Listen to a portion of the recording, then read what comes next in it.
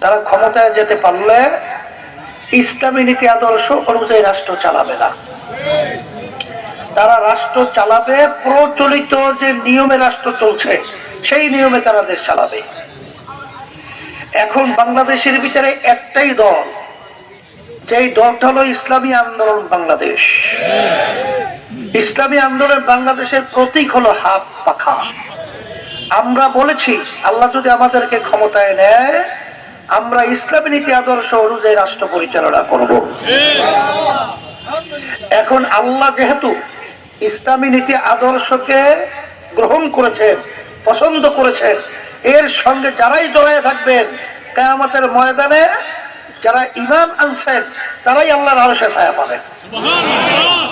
কথা ভুল বলছি না ঠিক বলছি? এখন কথা হলো, অনেকে বলতে চায় হুজুর ইসলাম ক্ষমতা গেলে কি হবে?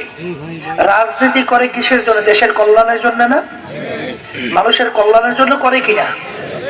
শোনেন, এই 54 বছর পর্যন্ত যেই নীতি আদর্শের মাধ্যমে যারা দেশ পরিচালনা করেছে তাদের মাধ্যমে আমরা বাংলাদেশের মানুষ যে চাওয়া পাওয়া পেয়েছি, পরিবর্তে আমরা পেয়েছি মায়ের কোল সন্তান হারা হতে, আমরা পেয়েছি আমাদের দেশের টাকাগুলো বিদেশে পাচার হতে, আমরা পেয়েছি শিক্ষার পরিবর্তে অশিক্ষা, কুশিক্ষা, চিকিৎসার পরিবর্তে পেয়েছি সেখানে কসাইখানা। কথা বলেন না কেন?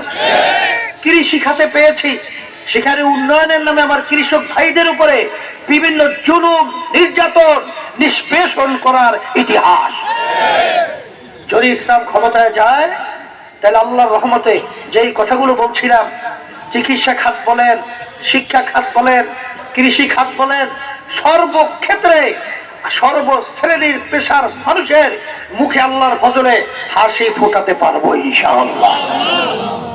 এই জন্য আমি সকল প্রদত্ত আহ্বান জানাচ্ছি, কথা বেশি লম্বা না চওড়া করে। আমি একটু আগে কিশোরগঞ্জ সেখানে জনসভা সেরে আপনাদের এখানে এসেছি।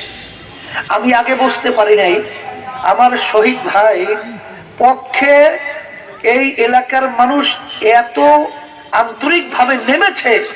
আজকে ওখানে জনসভা দেখে আমি আসলেই শুকরিয়া আদায় করছি, খুশি হয়েছি এবং আমার মন খুশিতে ভরে গেছে।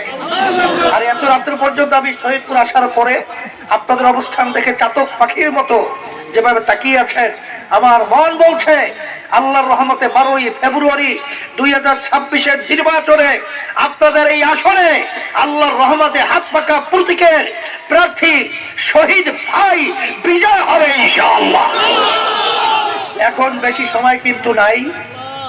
এই সময় কিন্তু আমরা রাত্র দিন না মনে করি আমার ভাইদের কাছে, আমার মা বোনদের কাছে আমরা ইসলামের পক্ষে একটাই বাক্স বাংলাদেশে, সেটা হলো ইসলামী আন্দোলনের বাংলাদেশের পক্ষের বাক্স, হাত পাকা প্রতীকের বাক্স।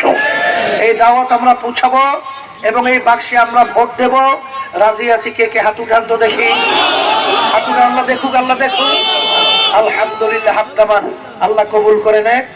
আমি আপনাদের সামনে হাত পাকা প্রতীকের শান্তির প্রতীক আমার শহীদদের হাতে উঠিয়ে দিয়ে আমানত হিসাবে রেখে গেলাম। আল্লাহ রাব্বুল আলামিন যেন তাকে হাত পাকা প্রতীকে বিজয় দান করেন। আর আমাদের হাসিব যে কেন্দ্রীয় আপনাদের এলাকার সন্তান, আমাদের কেন্দ্রীয় দায়িত্বশীল এবং অ্যাডভোকেট এবং কেন্দ্রীয় ছাত্র আন্দোলনের সাবেক সভাপতি, তার হাতে হাত পাকা নীলফামারী 2 সদর আসনে আমি এমপি প্রার্থী হিসেবে আপনাদের সামনে রেখে গেলাম। আল্লাহ যেন বিজয় দান করেন। হ্যাঁ, বাকি 2 আসনে প্রার্থী আমাদের আছে, আল্লাহ যেন বিজয় দান করেন। ربنا آتنا في الدنيا حسنة وفي الآخرة حسنة وقنا عذاب النار برحمتك يا رب.